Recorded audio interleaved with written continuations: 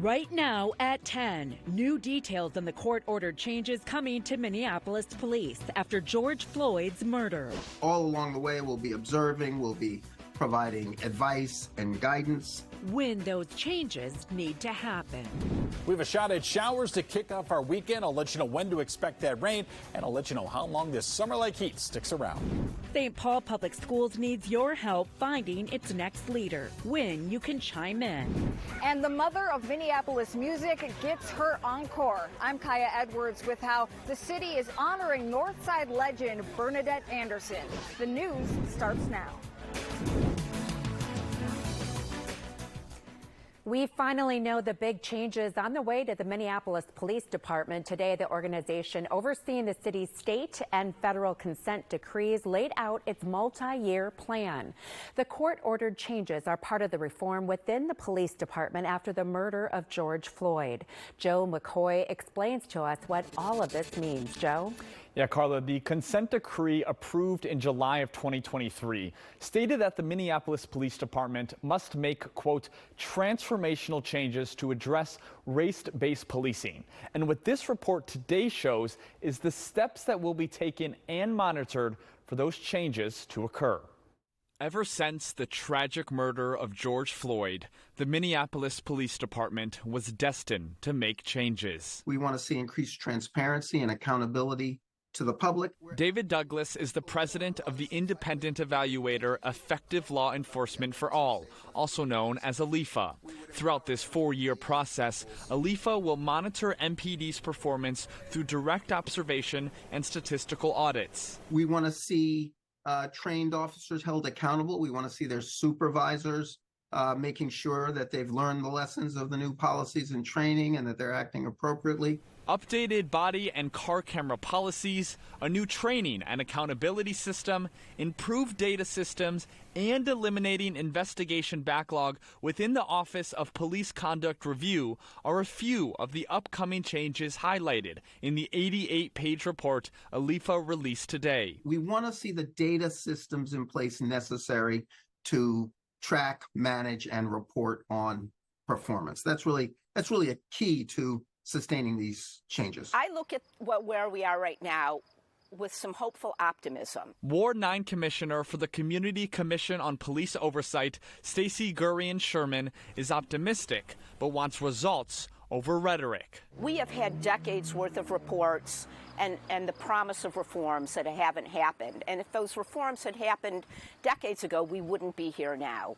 David, what would be your message to someone who is skeptical that actual changes and improvements are going to be made? I guess I would ask them to have faith that change is possible because we've seen it happen elsewhere. We're asking people, members of the Minneapolis Police Department, to do things they haven't done before, to learn to think and act in new ways.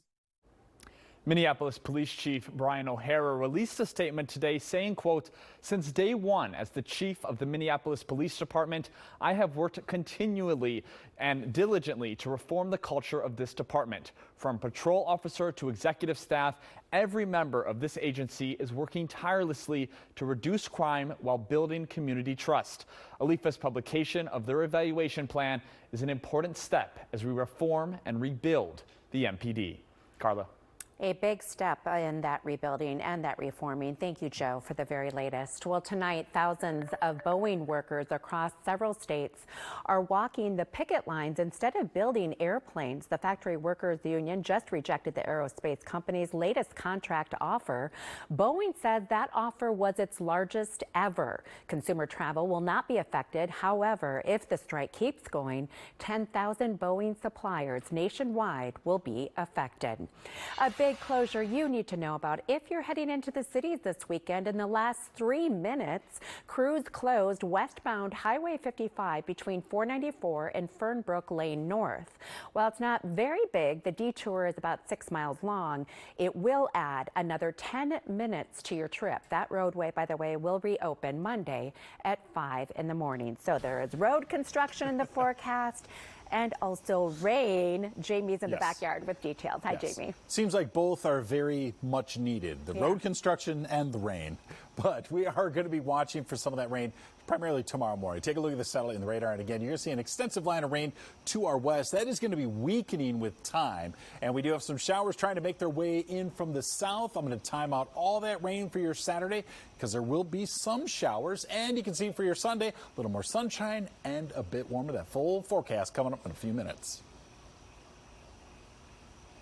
All public schools families, listen up. The school district wants to know what you want in a new superintendent. There's 2 in-person and 2 online community forums coming up that you can chime in at. The first in-person is happening September 30th at Hazel Park Prep Academy from 5:30 to 6:30. A virtual meeting will happen from 7 to 8 that same night. The second forum is October 1st at Como Park High, again from 5:30 to 6:30.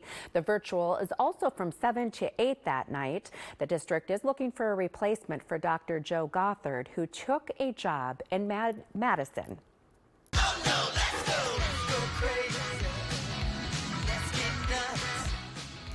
Well, you always love a night that includes a little Prince music. Prince, Jimmy Jam, Terry Lewis, and Morris Day. Those names synonymous with the Minneapolis sound, a mix of funk and rock heard across the 80s.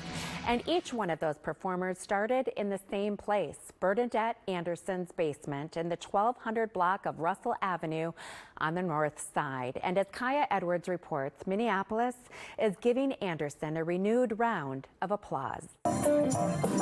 Live music rightfully sets the tone as community meets at a North Minneapolis intersection. Because on this street, there is a home with history. The mother of Minneapolis sound lived here. That title belongs to the late Bernadette Anderson. Because in addition to raising her own 6 kids, she helped raise one of the world's greatest musicians, Prince Rogers Nelson.